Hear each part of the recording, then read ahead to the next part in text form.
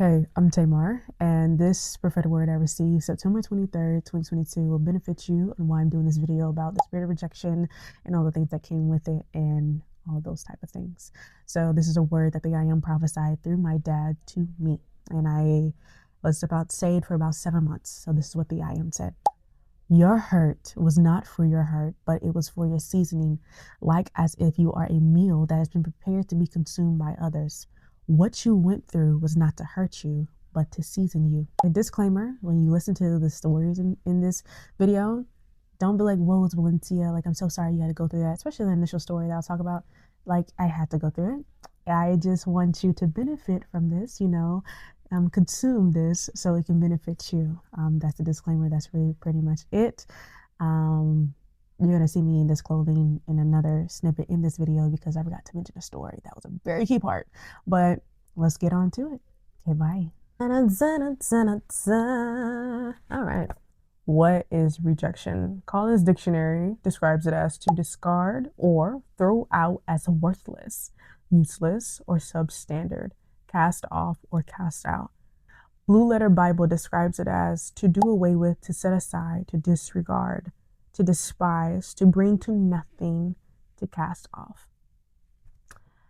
I felt rejected, and sometimes I still do. But it's not true, though. Let's go. I'm gonna try to make this upbeat because I don't want this to be a sad thing. Like, let's not make this sad. It shouldn't be. So my rejection testimony starts all the way from youth. This subtopic, if you see me looking over here, I got like bullet points. But this subtopic is perversion in my youth and no one around my age to cope with. So I talk about this in my testimony. Around the age 4 and 5, I was introduced to woman-to-woman content, mature content by a older girl. She was about 4 or 5 years older than me. How I can give you that age range is because when I was in 9th grade in high school and she was in 12th grade. And even though I was in 9th grade, I was really supposed to be in 8th grade because of my age. Therefore, the 4 or 5 age difference. Anyways, after school, we went to the same elementary school. Instead of doing homework in her room, we would be watching this content and we would be imitating this content on one another. She'll teach me things and I'll do stuff to her. She'll do stuff to me. What they say, blase, blase. And I was thinking about this in the car because I've been following like the Allie Carter testimony and all that stuff. And she was talking about triggers and people, young kids when they come out of trauma. And I thought about that. I remember the content that I watched it on. It was on a PS3, like I probably put a picture there or not, but it was like a PS3, the handheld one. I'm age 22. So by people that are around my age, you probably know what I'm talking about, like back in the early 2000s, right? Probably 2007, the PS3. So I remember watching the material content. I remember it was white women that I saw. It's not about race, but I'm just telling you, I can remember seeing it, how the web looked. But I remember in the background was Cheetah Girls. Her TV on her nightstands was on there. Her TV on her nightstand was Cheetah Girls. So even though I don't think I even followed Cheetah Girls. I don't know if it was a trauma response. I'm just like, I don't want to watch Cheetah Girls. I doubt it was because like I don't really think about my story being like that bad. Yeah, it was bad, but like somebody had it worse than me. But I remember Sis in Christ, it was like some months ago. She was like, oh, I haven't watched Cheetah Girls in a minute. And she said that, it came to my mind. I was like, whoa, Cheetah Girls equals me being in that girl's room and this is going on, right? And so that's like a trigger, right? But it's not, even though it could trigger, it's not something like I start wailing or I can't function. Like, it's like, no, science healed me with that. And that's His grace. But I'm just telling you still, if you haven't been caught up on my testimony, that's that. I do not hate the young girl. I do not at all. I think I probably started a little bit hating her when the stuff ended and all that stuff, but no, because especially me being in faith, you gotta ask yourself who taught her those things, right? She was a child herself, even though she was older than me and had a little bit more sense, a lot more sense. Who taught her those things? And then also with that, when it ended, because I remember it was traumatic for me because I remember I told my mom, I was like, I don't want to be gay no more. And she know what I was talking about. And then with parents had a meeting in church, we was there and then we separated and I didn't see that girl until high school. So that was about a good 10 years I didn't see her. But anyways, because I don't want to be rambling. The stuff she taught me, I taught other girls. So who knows that I could be that girl that taught me things. I could be that girl in some other girl's life. I saw other girls in the church, especially with the woman on woman content. I taught them things. We did stuff. I remember in kindergarten, elementary school was not youthful. So that's why I know a lot of kids are doing some very diabolical things now. If that was I was born in 2002. And so 2007, 2008, I was in kindergarten, and we were doing stuff, playing house and all that stuff. But it was a young lady, anyways, a young girl my age. Whenever it was nap time and we got to get in the sleeping bags and all that stuff, we would be in the same sleeping bag and playing house or whatnot, So I did some stuff. I'm guilty of some stuff, even though I was young. Still, you know what I'm saying? I'm just trying to do that so it doesn't feel like, oh, woe was Valencia. Everything has happened bad to Valencia type of ordeal. So my perversion in youth, it started off the root of rejection. I felt very cornered off and isolated. After that, I feel like I was damaged goods, that nobody would want me because of what I was exposed to. I feel like my purity was gone, even though my purity from a male standpoint is not gone. But from that woman, that innocence was taken because that innocence was never supposed to be taken. I remember feeling like damaged goods, that saying got to me early, what in the world can I do now? And I was so perverted in my mind. If I'm playing my Barbie dolls, we're reenacting, immature stuff. Like I didn't have like the normal, you playing Barbie dolls, you're gonna be like, okay, you're gonna get this hairstyle, you're gonna go to the mall, you're gonna talk to Ken, Barbie's gonna talk to Ken. No, Barbie and Ken are not talking. Barbie and Ken are trying to make little Barbies and Kens. Yeah, that's what it was. And so cartoons, I was so perverted. When I see cartoons, I'm picturing the characters or anything that was innocent, I pictured it absolutely defiled. And I hated that about myself because it's a mental thing. It's a spiritual thing, but it's a mental thing. And I hated myself as a child because I'm like, why can't I be normal? Why am I looking at my female teachers and I'm undressing them and I'm picturing them with other teachers? Why am I looking at my female classmates and picturing them do stuff with me or other female classmates? And it was strictly more on women. I felt like a young boy coming into puberty, when their hormones get spiking and everything is just like the spidey senses are probably heightened, but they're not spidey senses, they're puberty senses. You get me, you get my drift. Okay. All this stuff was going on in my mind and I don't have nobody my age to cope with. Like I can't be like, hey, like who comes out and be like, hey, so about a good 3 years ago, I went through this. Who else went through it? Like you can't do that, I mean, you could do it, but it just probably won't go well for you. With that, I think my parents became more protective of me, which is, I don't blame them. I don't have no hate towards them. They did a fine job.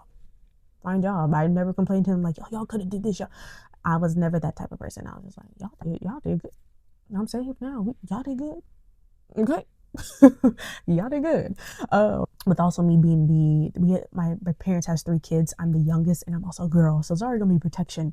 But knowing that your daughter, your baby girl has been exposed to this and you couldn't do something to do it, it does something for parents, right? So I was very protected as a young girl.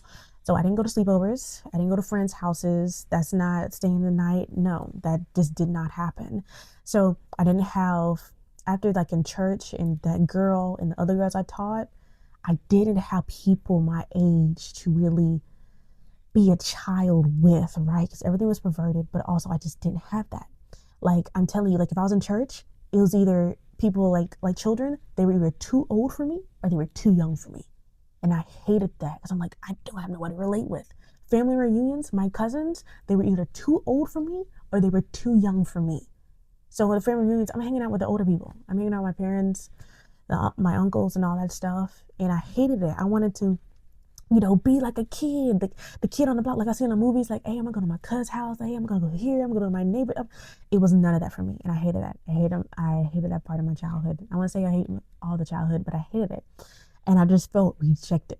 I felt rejected in that sense. Even though nobody personally rejected me, I felt rejected in that sense. Like, not necessarily I was rejected from God, but that I was just a rejected person. Like, there was no hope for me and there was nothing left. So that was all in my mental, that was all in my mind, and I didn't know how I was going to function, all this stuff. So yeah, we're going to go to the next thing, okay? Hey, I told you I'll be in different clothing. So this one story I forgot is an incident in elementary. I call it incidents, but something that happened in elementary school. Like I said, the friends, not really having friends or people to cope with. I wanted to fit in. I dealt with people pleasing because of that rejection that was over me. So, right, feeling worthless, casted off, all these things. I dealt with people pleasing. So, in order to fit in the group with other girls in elementary school, I'm a curse. And I'm not blaming them because I had a full-on will, but I'll curse. I bullied people. I did. When I got saved, there's one girl, I remember her telling me, Valencia, stop. Or, Valencia, leave me alone. And that kind of hurt my soul once I got saved because I'm like, oh my goodness, what if she was going through some depressive episodes or thoughts because of me, and I was the root of the issue, and I looked all over social media for her to find her, to apologize to her, but I just didn't see her having social media. But in my line of work in HR, a letter or something form had her name on it and where she lives, her address and all that stuff, but I'm not gonna go there or anything like that. That's confidentiality. But I am deeply sorry for bullying her. But anyways, I did bullying and all that stuff and trying to fit in the cliques and all that. And it came to the time that it was my birthday. I don't know what birthday it would have been, my 9th, my 8th, or whatever. But it was the one birthday party that I had. I think I only had 2 birthday parties. Yeah, I'll say 2 birthday parties that I had. Birthday parties is more than 2, right? So yeah, 2. And so the first one, or that I can't remember, let's not even count. The birthday party was in elementary school, and I invited like all the girls in my class and all this stuff because I thought we were friends. And the girls mainly wanted to attend because one other girl was going to be there. They were asking, was this girl going to be there? So birthday, usually celebrating that one person, their another year of life. But at that birthday party, and I kind of make me sad a little bit now because it's like, oh my goodness, it's like a movie. But I'm healed. But at that birthday party, everybody was all bunched up around her. It was at Pizza Hut. I don't like Pizza Hut. Not because of that dramatic event, but I don't like Pizza Hut. I don't like their crust. Everybody wanted to talk to her. Everybody wanted to be swamped around her. Like the focus was like her, and people wanted to be there because of her. And I felt so casted off that day because it's my birthday. Even though I don't make a big deal of my birthday now, like it's just stuff I just don't. But you're young and you invited people to come, celebrate you or give you gifts and all that stuff. And they're only there. The main reason they're there is because this other girl is there that you invited. And that was one of the things that made me feel casted off. I remember that vividly. That was a very interesting time. So I felt lonely after that. I mean, I still hung up with the girls because like, hey, it is what it is. And I give people benefit of doubt, even though I could be crying on the inside. So that's what was going on with that elementary school incident. Another story of rejection in my youth that kept me bound or whatnot until Christ. But yeah. So the next subtopic I got in here that kind of ties into it is being weird and childish in youth. So with what went on with me and as a child, that's something you don't really convey to the masses.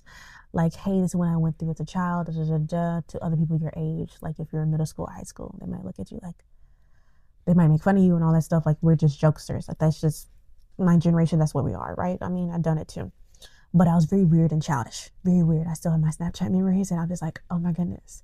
And the reasons why I was childish, weird, even though I'm like 12 or I'm like 13 or 14, is because you got to understand there's a little girl inside of me that wanted to have that perfect childhood, but she's trapped with tungsten bars of pornographic material of grown women.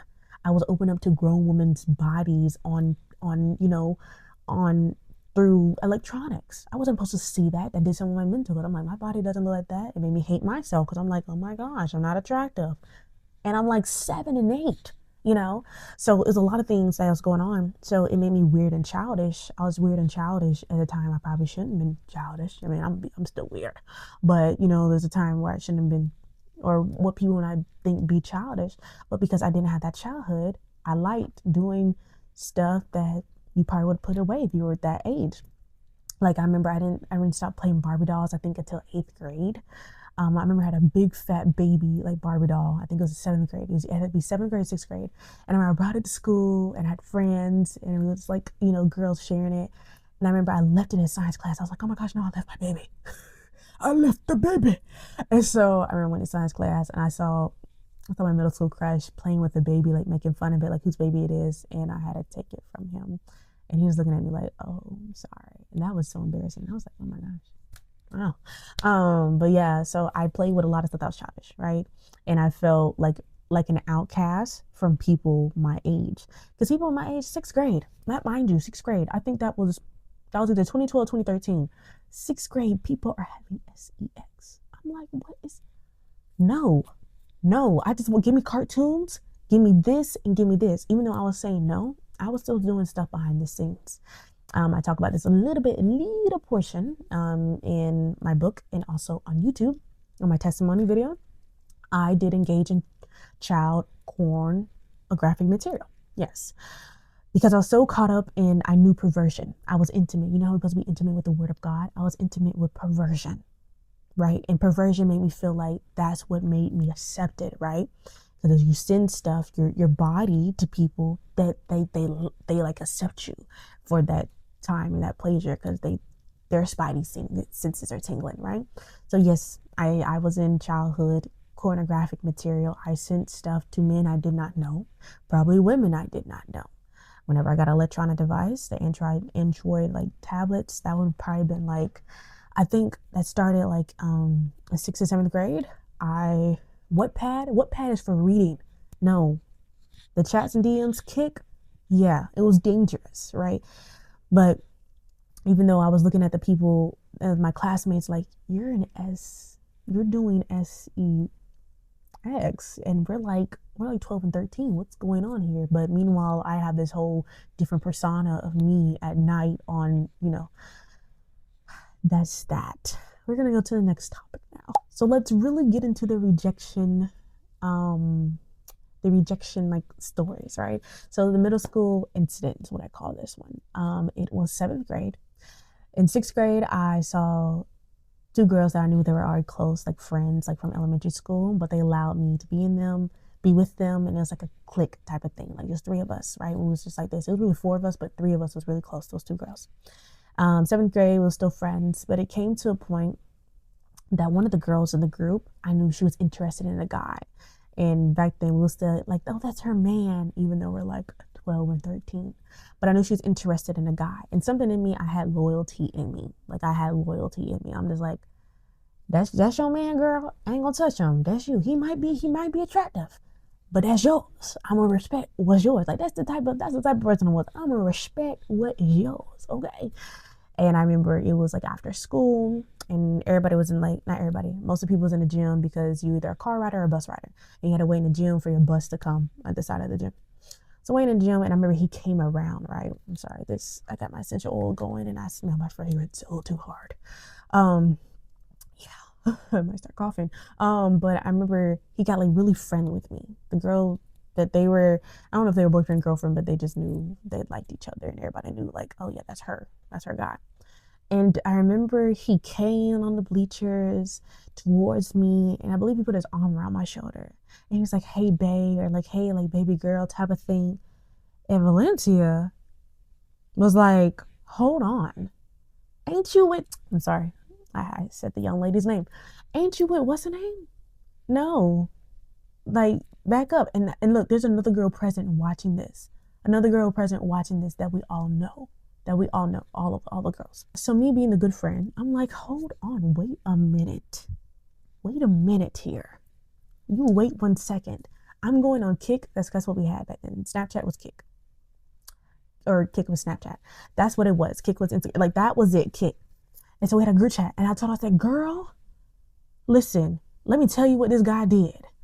I know he your man, but I'm going to tell you what your man did. Like, I want to just let her know because I ain't want no stories going about like, oh, I saw Valencia with what's the name's man. You ain't finna, Valencia going to nip that in the bud for anything if it start, or so she thought.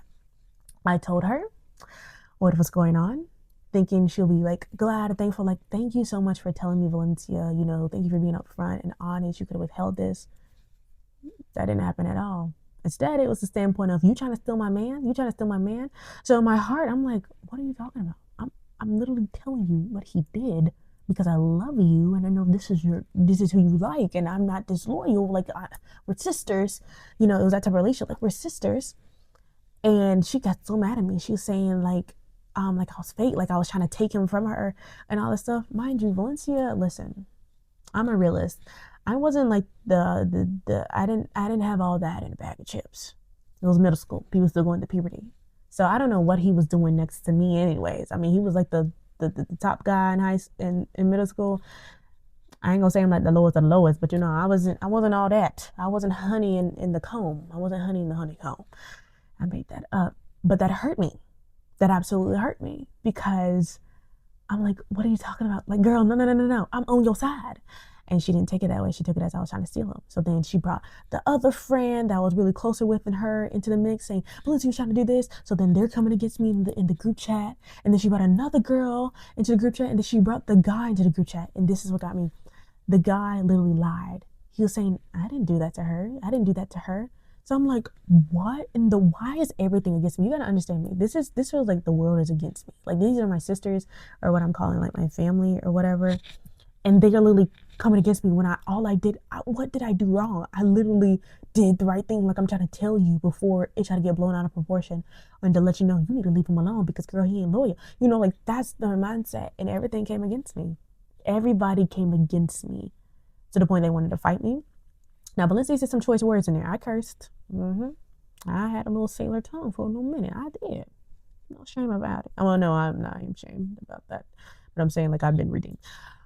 I did that. I threatened because, like, everything was coming against me. So I didn't know what to do. I panicked. I said some stuff, put a knife emoji in there. I wasn't going to do nothing. Come on now. I was like 80 pounds. The blade gonna pick me up. I can't pick up the blade. You know what I'm saying? I done made myself laugh too much. Okay.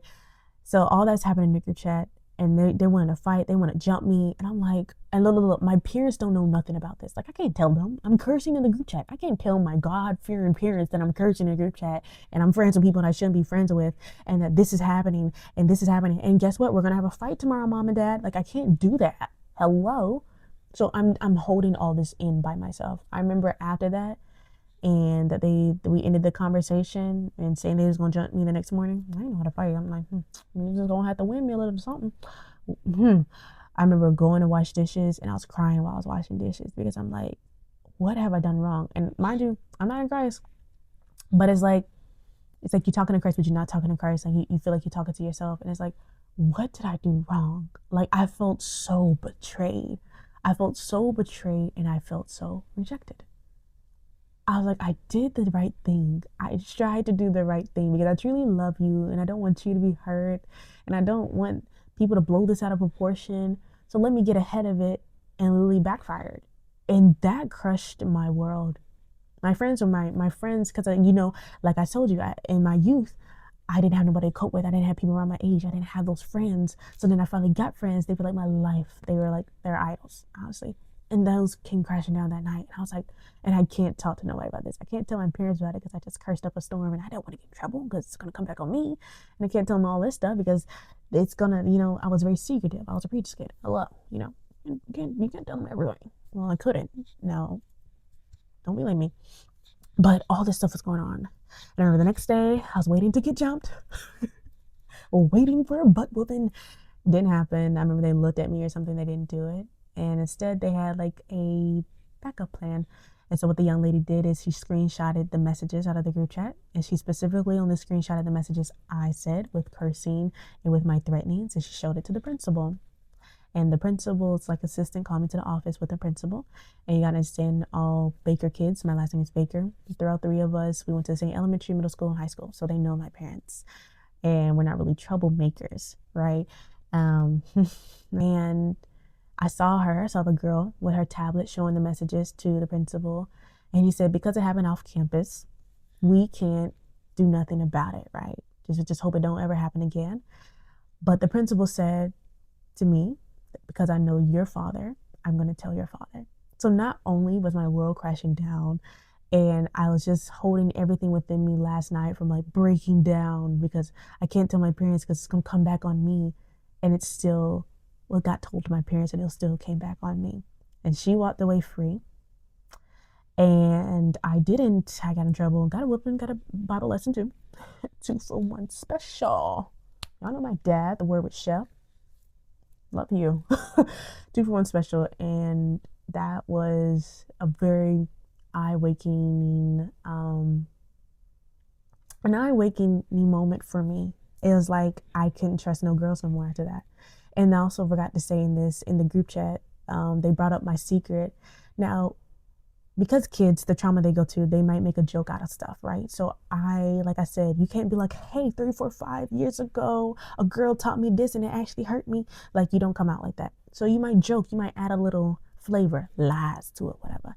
So I tainted my trauma and I tried to make it like cool because it was cool to say like, oh yeah, I kissed a girl when I was younger, and I liked it. Katy Perry or whatnot. We don't promote her, but that was just a good time to put that in there. Or not, forgive me. I remember I told them that, the 2 girls, and they brought it in the group chat with the guy, and they said, and Valencia's gay. And I'm like, what? You know there's a guy in here. You know he's gonna run his mouth, right? I felt so heartbroken because that was like my deep dark secret to say I kissed a girl and I liked it, whatever. I had feelings. And they exposed it right then and there. Everything was being exposed. That showed how much the relationship was meant to them and all that stuff. And that guy told some other guys that morning. So before the principal called me to the office, I remember a guy that he told when we was in our morning class, he's like, Lucy, are you gay? I remember walking in the gym, afraid I'm about to get jumped. And you gotta walk past the 7th grade boys first and then it's the 7th grade girls. And I remember seeing the guy that was disloyal to the girl came on to me with some other guys and they were looking at me like smirking. And I felt, it was like a walk of shame. I felt horrible that day. Anyways, it was an eye-awakening moment for me. It absolutely was. I was like 7th grade. How old would I have been? I would have been 13. I think I'm going to say 13, 12, 13, 14. 13, 14. I'll say around 13, so that was a lot for a 13-year-old.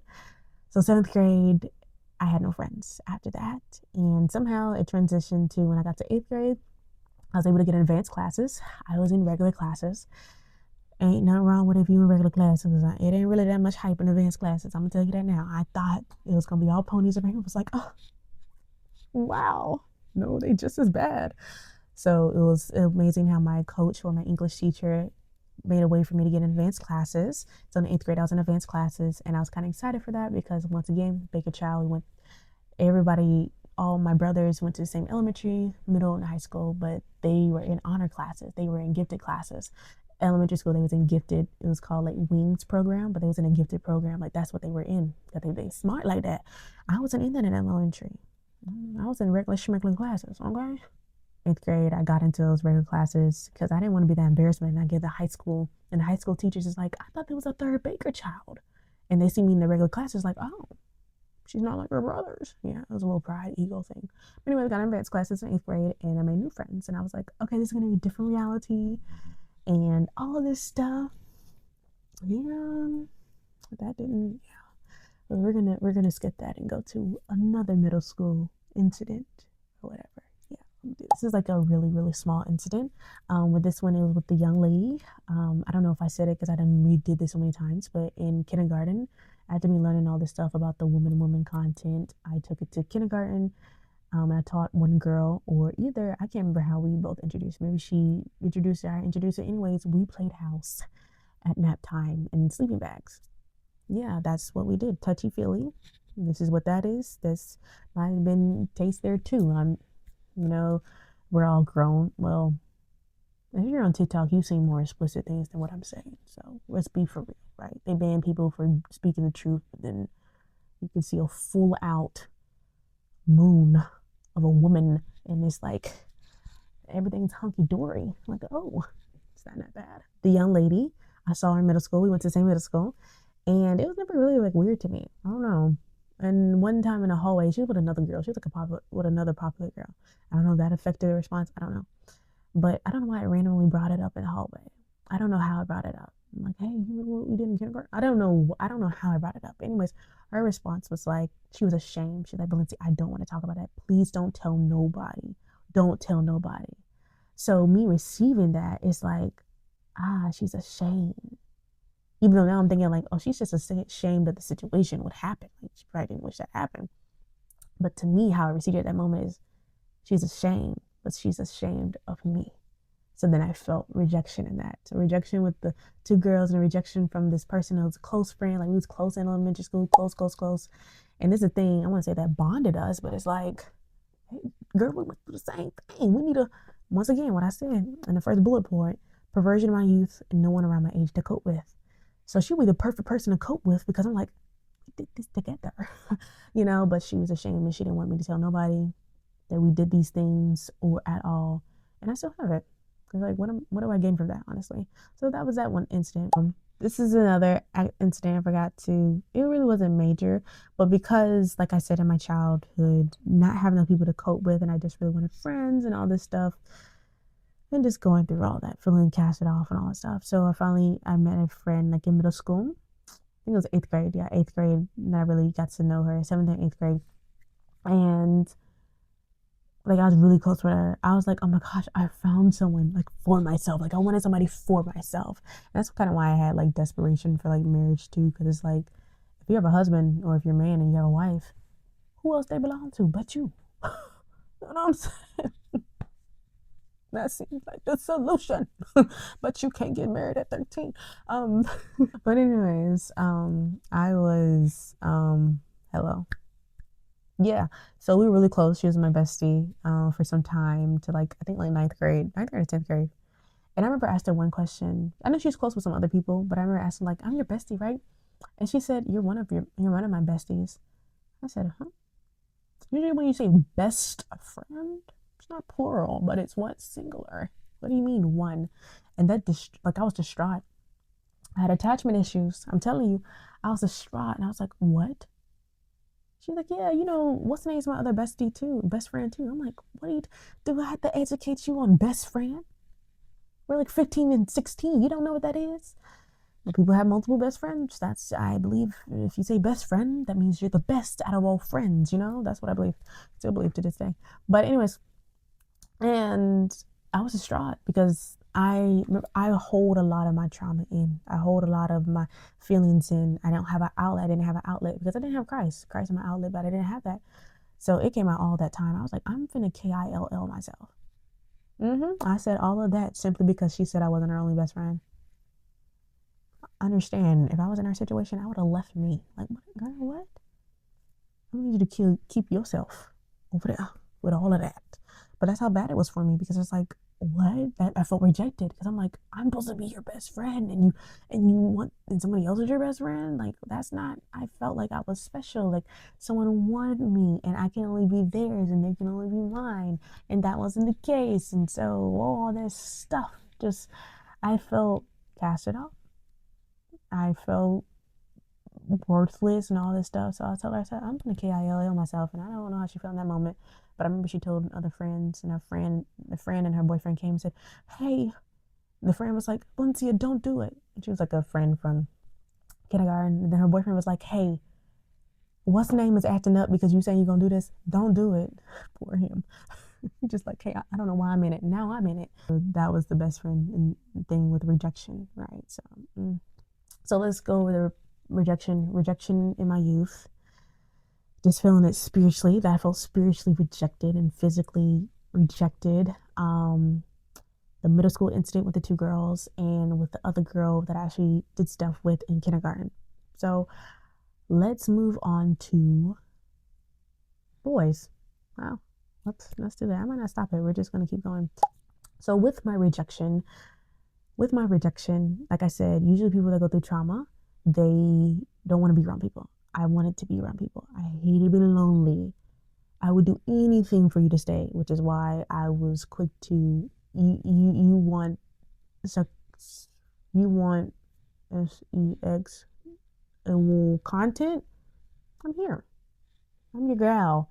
That's sad, but that's how it was at a young age. Like, because I knew that's what kept somebody around. Oh, perversion, I tell you. Anyways, I got high school boys here, so I'll just skip middle school. I don't think, yeah, I didn't really deal with boys in middle school, but in high school, you go through puberty. I really didn't care about boys in middle school, probably because I was so fond with women. Truth happens. But in high school, you go through puberty, you start liking boys, start having crushes on boys.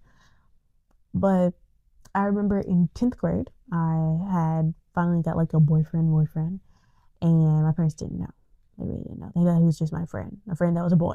Like the old school term boyfriend. Like, oh, your friend, that's a boy? That's what they thought it was. But it's like, no, at school, I'm like, he's my man. Da da da da da da. And it's like whenever I got in relationships, right? Even though this high school and people are like, high school doesn't count. I got you, but it's a relationship. You still formed a bond, some type of bond. That's what a relationship it is. Having a bond with somebody, not just because you label girlfriend or boyfriend. So I was so desperate to have somebody there. That's also like a side effect of rejection. You have attachment issues. Like you don't want to let go. You don't want to let go of the person because you're going to feel lonely and you're just going to feel rejected. So it's like whoever you're with, you don't want them to leave you. You don't want all this stuff. And sometimes if it's not dealt with, that type of rejection to a certain extent, it can turn into a Lifetime movie. And we know how those end up. So I figured that's how I was going to turn up. I'm not going to lie to you. I probably had that mindset, but I had some modesty with my way of doing things.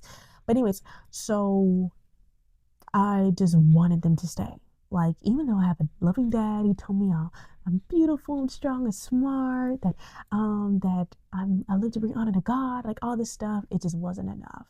And I needed that like affection from a guy and that guy to stay with me. So it was even perverted to the point where like I said, that actual content, but it got to the point where it just seemed like too much. And before I get too ahead of myself, with this particular guy, I told him beforehand, like I already knew, like how I knew. This is where we get into self-sabotage or whatever. This is how, like, I already knew. Like I knew, whenever I had a relationship with any guy, I knew it wasn't gonna work out. I knew it was gonna fail. I knew automatically it was gonna fail. Like I just knew that. One, because I'm not allowed to date, bucko. It's not gonna go nowhere. You're not gonna meet my dad. What are we doing here? Number two, I just already knew, even though I hated Christ, I knew if the relationship is not if the headstone, the chief cornerstone is not Jesus Christ, the relationship's gonna fail. Like that. that I had that type of maturity or that type of wisdom. So I was like, oh, this is not gonna go nowhere. Like I don't picture us like getting married. And any of that stuff, right? I already knew like the relationship was gonna fail before I even get into it with somebody. But because I hated being lonely so much and I hated feeling rejected or casted off or pushed aside, I'm like, we're gonna make something work. And yeah. So I would do basically like kind of like, and I wouldn't say anything because no, I still kept my purity ring for my dad. So no, that was just like the bar. Like, bro, I don't care what you ask for, I'm not giving this up. I'm like, I don't care what the favor is. No, that's not happening. That's for her husband. That was just always written in my brain. So hey, we thank Jesus for that. So yeah, but I remember it became too, like, I remember in the relationship, I told him beforehand, I told the young man beforehand, I said, listen now, don't stay with me if you know at some point you're going to want to leave me. Because I didn't tell him it was going to hurt me, but like all this stuff. And he was like, no, I'm gonna stay with you. I'm not going to leave you. And I don't know why. It's 10th grade. What can the man do for you? Valencia, but anyways, I'm like, okay, so when he said that, after I already told him the terms and conditions, like, you're not gonna leave? Great. Not great, because it came to the point where he's like, I told him, I was like, you're bored, aren't you? You're bored. Because listen, I'm in a relationship that I'm not supposed to be in. My dad doesn't know. So that means what? We can't travel, go on dates. We don't do this. I don't go to your house. So of course it's gonna be boring. I remember asking him blatantly, I was like, you're bored, aren't you? And he's like, oh, well, and I always hated that. That made me feel rejected to hear you're boring. I'm a preacher's kid. I mean, I'm a preacher's kid. My dad's not the typical pastor. Word Bishop, go look at him. And that's not me trying to boost his ego. Like, it's just, it's like, no, I didn't go to parties. I didn't go to Hoco parties. Didn't go to prom parties. I, sleepovers. I'm telling you, like, my dad didn't play that. Like, no. So I'm already in this, basically, like, I'm in this castle, like Fiona the Shrek. I'm not an ogre, but up there, that's how I am. Like, that's just how my life was. That's how it just felt or whatever. Or I'm just trying to get that example. I'm not saying that I actually feel like that. But anyways, yeah. And I remember he said he felt bored. And so bored, like I said, is like rejected. Like, I feel like I will never be enough for a man because I don't want to do, or I can't do the average things a girl do. I'm not going over to your house. We go over her house. I know what you're gonna try to do, first of all, but that's just not realistic. It's not realistic. Anyways, so that was that. And I remember I broke up with him. I broke up with him. He was sick. I was a little bit heartless because I was like, yeah, I'm gonna end this for you, and did self-sabotage and whatnot, Yeah. And so I did that. I kind of felt bad, and then we got back together. And I remember it just got too sexual. It got too much for me, to the point. I won't say that part, but to the point, it's like football games is on Fridays, right? He's talking about when I get my truck. He don't even have his permit yet. When I get my truck, I don't know why you get a truck. You got a permit. When I get my truck, I'm just really violent. When I get my truck, you come to the football games, I come to the football games, but we leave the football game, we go to my house. Wait 1 second, sir. No. What is going on? But I guess you don't know what. Yeah, anyway, so yeah, I ended that. So that happened, and that was kind of a heartbreak for me because I felt rejected. Again, it's like, but once you broke up with him, how did you feel rejected? I felt rejected because I knew he truly wanted something more, and I couldn't give that. And I knew that boring like rain over my head. You're boring because you don't want to engage in sex. You're boring. You're not gonna be able to offer anybody nothing. They're not gonna be here for you. It's gonna be quick and easy. Any relationship you have, they're gonna be up and out of here. And that happened with other ones. The next one is one I went back and forth with. It was toxic. I talk about him in my book. I don't say their names, of course, but it's just because it's part of my testimony. And I was just like, the signs is evident that the young man is wanting to be with me because of sex, like, to get that from me. Like, that was just play. But I was like, he chose me. The popular, handsome man of high school chose me. I'm like the bottom of the pyramid, and he chose me. I felt special. He just won. Yeah, anyways, yeah. And never got it. But, like, I just kept going back and forth because it's like that attachment, like, I don't want to be by myself. And even though I know that you're cheating with other girls, or you're doing this with other girls, and you don't have no respect for me, and you only want for my body, and all this stuff, I'm like, you're somebody, you're here. Let's stay. Please stay. Right? And because I've dealt with the rejection in my youth, a side effect of rejection, I think the word side effect is that attachment issue. You don't want to let go. You don't want to detach from anybody. You don't want to be by your lonesome, right? So the side effects I talked about as of now is the detachment and the self-sabotage. So self-sabotage with the relationship, the first relationship I had in high school. Like, I already wanted to end it because I'm like, this ain't going nowhere. But then the attachment, that's throughout all the relationships. So that was the thing that was toxic, even like to me in college. It was just, that relationship was interesting, but I constantly, like, I felt rejected in that too, because I know he didn't really want me, but I stayed because it's like, it's temporary satisfaction, temporary happiness, even though people are telling me things. I'm like, I don't care, shut up. This is healing for me, even though it's damaging. Hush. Yeah, trauma. Get healed, kids. All right, next one. So this is like a clear shot rejection one. So in senior year, I was majority of senior year, really. Majority, I was in college. I was in dual enrollment. You can be in college, take college classes while you're in high school. That's what I was in. I was in that, in work pathway, work something where you can go to work while you're. So basically a college student. Got a job, minimum wage and all that. I don't think it was actually more than minimum wage, but at Chick-fil-A. And I'm a college student taking college classes at our college campus, I was doing all that stuff. But I ran for homecoming and I got on the court. I really just wanted to get in the court. I didn't want to win. I didn't win, but I was like, I actually did win that night. And if you change your perspective, all girls could say they won a night, but I won that night because my dad got to walk me down. The swords and the thing, you know, when they call you all that stuff. So it was a great night. Well, yeah. Anyways, so at this time I was talking to a young man, you know, talking, and I actually approached him to talk. That was error number 1. Red flag number numero uno. Okay. How you say red? Rojo flago numero uno. I probably didn't say that right, but that's okay. Yeah, we was talking. It was a few days before actually the homecoming court and actually the homecoming dance, right? Like I said, I didn't go to homecoming dance or prom. Like that didn't go. My dad didn't play that. But anyways, so I'm not talking to you.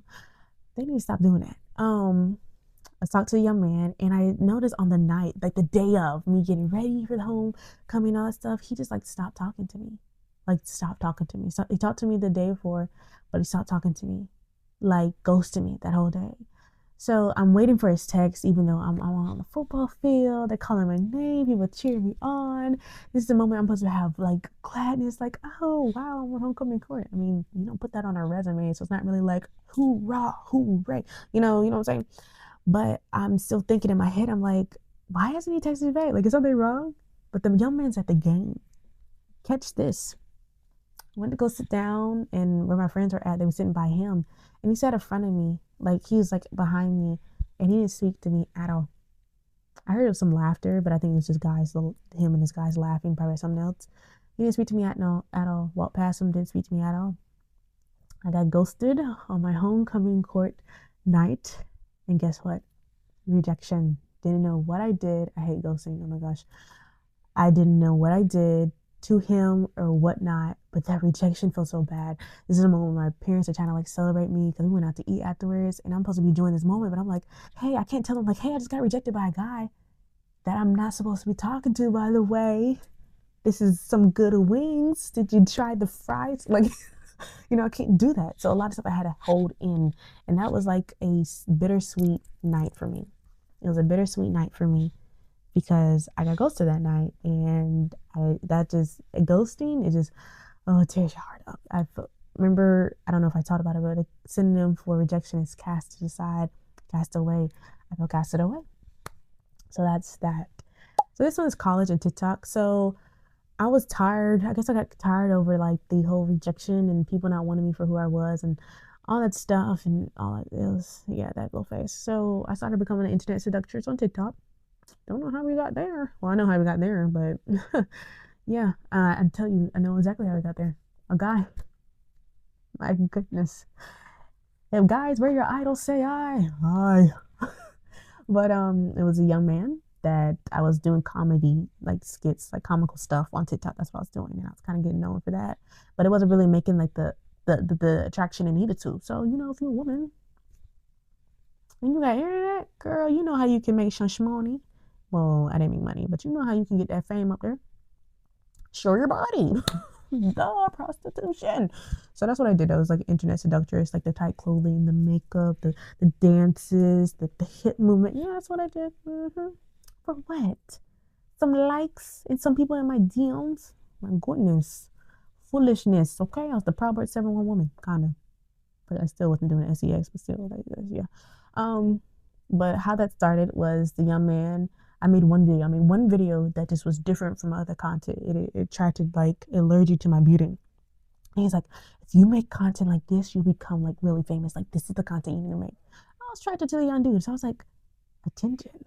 That's another thing from rejection, a side effect of rejection. You're desperate for attention and people pleasing. I was like, okay, let's do it. And from that one comment, that's how that went. Another story, with the same young man that I said that kind of, he helped jumpstart me into being like the internet seductress. Now, I say help because his words motivate me, but I still had a choice to close him out or not.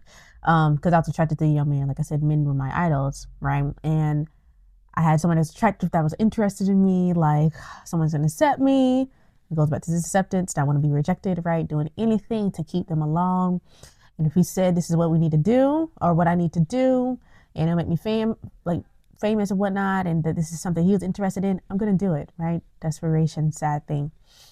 I remember when we were actually talking, and it got to the point where it was like sexual. He was out of my state, and it was like FaceTime and all that stuff, right? Like in the conversation, it was just that type of thing. And as I grew up, like really in like college, like in the 20s to 21s, I wasn't really feeling that anymore. It just kind of got boring.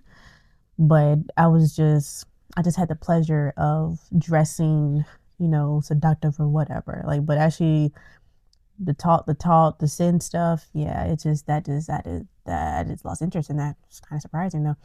You think you'll decline. But with the young man, I remember he's asked me questions. Some guys would just ask you questions like, what did you do that was sex, like sexual, right? I'm gonna say sexual. Y'all get what I'm saying. And I remember I told him, and he's like, you haven't done much. He said, Valencia, I'm just gonna tell you straight. You're boring. Like you're boring. And I said, boring is a trigger word, remember? Remember from the story, my first boyfriend or whatnot in high school, and he was saying I was boring. And then even with my ex towards the end of high school and whatnot, he said the same thing, that I was boring because we don't go do stuff. And that's what kind of things that ended one of our times, stopped talking. So boring was a trigger word. Boring meant you're unacceptable, like you're not pleasing. That to me was like casting me off, like rejected me. And he did it in a joking manner. And I laughed because it's like, I'm not going to cry. Come on now. I'm not going to, no, that's just no. Tears were like a sign of weakness to me. Like, I'm not going to cry on FaceTime with this dude. And I just continued to talk to him still. It's like, even though I heard this and even though it hurt my feelings, this is the only guy that's paying me attention or whatnot. Yeah, that's that story. So boring was a triggered word. Boring was equal to rejection to me. Remember what rejection is from the beginning of this. Feeling useless, worthless, casting something aside because it's substandard and all this stuff, right? So yeah, that's that story. And in that moment, I found a guy that I was interested in. He was like away from the States. He was like I ain't gonna say what state it is, but he was in the middle of the US, around that area. And he was like a friend guy. Like I liked him because he wasn't like the other guys. Like I had a lot of guys in my DMs. Like that's nothing to brag about, I promise you. What did that gain me? But it was something about him. It was just something about him because he wasn't at my feet like other guys. And I was like, oh, I like you. Matter of fact, I think I love you. Not I'm not gonna do the stream. But yeah. And he'll flirt me a little bit, we'll be on FaceTime, play Fortnite, whatever together. I wasn't that good at Fortnite like that. I mean, I was good at it in like the single player. Single player, okay, domination. No. I was good in it in the group. Like we're gonna get that. It's easier to win in a group. Come on now, because if your other players die off, you can still, get a dub. But when it was just me and him duet, the two, he was like, what in the world? Duo. But anyways, FaceTime and all that stuff. And it came to a point where he said he was interested in another lady. And I was like, you're what? I remember I asked you before all this. I was telling him, like, I'm actually interested in you. And he said, I find you attractive too, but you live far away. I was like, I don't care about that, right?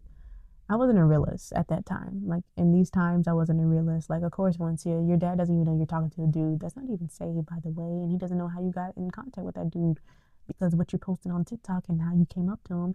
And he also doesn't, so you can't really, it was kind of hard for me to really have like guy friends, like a boyfriend, because I knew my daddy wasn't gonna play that. If the man ain't saved, I'm not saved myself, daddy. Anyways, so I felt rejected in that moment, but we became friends, and I was trying to ease my way into flirting with him. He probably did a little bit, but then he told me that he's interested in a girl, and that man was loyal. Kudos to him. So loyal, he ghosted me. So loyal, he ghosted little on me, and did. One day I texted him. We stopped talking for some time, but I was still interested in him, knowing that he was interested in somebody else. That's why I tapped into witchcraft. I was already in witchcraft because of seduction, but the manipulation, wanting to like soothing words, what they say, sweet like honey, like the woman, they might be Proverbs 7, listen to the word, what kind of, Google it. to be safe. And I remember asking him out of the blue, like, hey, how are you doing? I said, hey. He said, hey. And I said, how are you doing? Like, it's a text message. And he did not respond back to that text message. I said, I waited day after day. And he never texted me back. Never. So I was like, oh, I just got ghosted. Rightfully so. I couldn't really be mad at that one. You know what I'm saying? Like, I kind of already got the reason. You're interested in the young lady, and y'all are actually like dating now, I think. So Lindsay was just gonna be a homewrecker. So yeah, ghost me. So that happened, and I remember I posted something about Christ a little bit, like it was like a meme about Christ, even though I wasn't saved, on my Instagram. Shortly after, my toxic ex, we went back and forth with, he unfollowed me on Instagram. So I was like, oh my goodness, I'm rejected by him, just rejection, right? Just constantly rejection. In some situations, I put myself in that. So with the guy rejecting me, my ex rejected me, that friend guy rejected me, I finally came to Christ, talk about this, never getting caught up, came to Christ. And I finally encountered someone that didn't reject me, no matter what I did. Jesus, you're telling me you're still there after I just did this? Hold on, wait. I rejected you, and you're still what? I was so shocked. The way Jesus wrought my world that I don't own, but he accepted me for how broken I was, and it's like he's not casting me off. Whoa, like hold on. I'm used to being, pushed to the side, tossed to and fro in rejection or whatnot. And you're telling me you want me? Oh, I felt so great. Oh, okay. This one too. So I talked about the self-sabotage a little bit. This is so out of the ordinary here. Okay, follower, sister, follower, follow me as I follow Christ. Who said that? Paul, come on. Bible trivia now. But I talked about the side effects of rejection. So, we have the attachment issues, be lonely, the self-sabotage, and I think there's another one that's just coming off my tongue.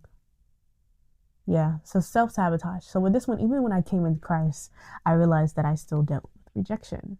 I still dealt with the don't want to detach or be by my lonesome. And I saw that a little bit in a relationship that I had in Christ with a young, respectable, honorable man of God. Don't have nothing ill to say about him. But after reevaluating stuff I did in the relationship, it's like I see the self-sabotage, because the fear of rejection, the fear of being ghosted or left or cast to the side, I go ahead because I'm used to it, because it's a cycle, it's a routine. Like, well, you're gonna get rejected. It's just how mentally it is. It's like, or it shouldn't be that way, but I'm just telling you, like, realistically, that's how it is. It's like, oh, I gotta go ahead and end this. You know what I'm saying? And it's like, no, like I learned a lot of things from that relationship, because the stuff to get healed from, because I don't want to carry that on to the next thing. You know what I'm saying? Like, you don't want to be that burden or that hurt to the other individual, any relationship that it in. If it's husband and wife, or sistership, or brothership, or friends, cousin, you don't want to be that type of person. Like, you self-sabotage things, like you end things, right? And so that's what I was an ender. That's what I ended, and I just knew it wasn't fair on the person. But now, like, me going through this journey, I guess, of healing in a sense, it's like I physically have to speak things out. Like, it's like if I have like anxiety about something, or I'm anxious, or I'm worrying, or this shit, I'll be like, girl, like I literally have to talk to myself like somebody's talking to me. Like, Valencia, what's reality? Like, what is actually real? All right, let's state out the facts. Did they say this? Well, no, they didn't. Okay, then. So why are you believing this? Like, that's how I have to talk to myself sometimes. Okay? Like, it's like a therapy session. It is. Why not? I got a witness there, the most. I'm not really trying to get into solutions right now. I just want to give my testimony to say everything's not hunky dory. I don't know where I get that from. It's like, I think it's some show. But everything, I'm not the perfect saint. You're like, some people might be like, I don't even think he's perfect saint. Ain't nobody perfect. But some people, My brothers and sisters in Christ, some of them was like, what do you think nothing going on with you? I'm like, hold on. I'm just quiet. I'm quiet and observant now. Like I was talkative and wanted to be a social butterfly. And I can still be a social butterfly. It depends on who you are. But now it's like, I really keep to myself. It's kind of like a protection thing as well. Like, if I ain't got to talk to you, then I ain't gonna talk to you, Like that's just how I am. Like if I have to minister to you, as you can, minister means to serve, right? If serve to you in some type of way, some type of spiritual way or physical way, all right, we can chat it out. But I don't have many friends, actually. Let me be wise in my words. I don't have many. I have a sister. She's like a blood sister. And, Christ is teaching me how to not self-sabotage this, right? Because if I look in the end goal, whenever I get in a relationship with somebody, romantic or non-romantic, it's like I'm a long-term thinker, which can, affect faith because, but anyways, if I see in the long term, I'm like, oh, this gonna end. Well, it was good while it lasted, I might enjoy it for some time, but then I'm like, okay, this is good. This is going to end. It's not going to be forever, right? But the most I just had to break that off of me, just like to let things. Now, of course, discernment, if discernment is like, hey, this is not going nowhere, we will cut it off. Do that. Don't stay there and then get hurt. But I'm talking about for the stuff that is not like that and you're literally just in your head. And now, what's the next step? To be fully healed, right? I believe I'm a quarter healed, but certain incidents can happen. And even though you can get healed, the enemy's not like, oh, look at her. Look at her talking about her being healed from rejection. She thinks I'm going to let her go? Oh, isn't she naive? Hey, rejection, get her right there. You know what I'm saying? Like, he's not going to just hands off because, oh, she did all that hard work. And she's not under the spirit of rejection anymore. Fellas, we gotta honor that. That's not him. He's still gonna send thoughts, he's still gonna send things to test you and all that stuff. So don't be thinking like you may be healed and you must be like, well, why did these thoughts still, the enemy go enemy? Did you catch that? Catch that now. Catch it really good and hone that. So Christ, let me tell you something. This is something that I feel that he's inspired me to do, to talk about my testimony. Because the ministry name is Tamar's Testimony, right? And that testimony deals with my life. And it's not all about me. Let's get that straight. If you've been on here before, it's strictly I am top tier, top of the pyramid. That's him. It ain't Valencia. It ain't Tamar. I didn't get that out there. It's not about me. Listen me more of him. John 3:30. Let me increase. Let me decrease and let him increase, right? But going through the healing phase in my relationship with Christ, right? Because we still go through stuff, and this is stuff I can still go through: rejection, self-sabotage. I want no detachment issues. I've now kind of got content with loneliness, so it's not like I'm gonna beg you to stay with me. But if I really loved you, then yeah, I might have some issues. But it's like, okay, you gotta go. All right, been there, done that. That's how I do. But this is something that the Most High wants me to be completely healed of. And you may be a man of God or a woman of God or a woman or man in general that needs to be free of it as well. And who knows, me talking, you probably resonated. This might pertain to a lot of women, but it can pertain to guys too, because there's no sexism here. Guys go through a lot of things you go through too. You go through rejection. You feel me? So if you're a guy and you was here and you benefited from this, or just you can relate. The question is, what do we do now? Valencia, what do we do now? And that's the journey we're on. I already know the stuff that I do, the steps that I take and all that stuff, but before conveying that to you, I want to make sure consult with the Most High before I try to teach you how to cope and all that stuff. The rejection that I harbored and the feelings of that rejection I harbored, it made me to self-sabotage a lot of relationships, even though they'll get restored. Even though those relationships, few relationships got restored. Self-sabotage, having detachment issues, don't want to detach from somebody because you don't want to be lonely, you don't want to feel like you're casted off, right? That you're just the outlier on the map, right? And it's not a good feeling. And I realized that I overlooked those feelings or overlooked that trauma of rejection, and I just covered it with other stuff, right? Coming to faith, doing ministry and all that stuff. But it's something you need to deal with, because especially if you're going to be a Christian, born again Christian, you're going to persecute us. You're going to have to handle rejection. Now, to an extent, when it comes to spiritual matters, if I see it in the Word of God, I know you're not despising me, you're despising Christ. Like, I get that. Like, I understand, I get that. So, you know, I've done that before with a very controversial theological doctrine, theology, whatever.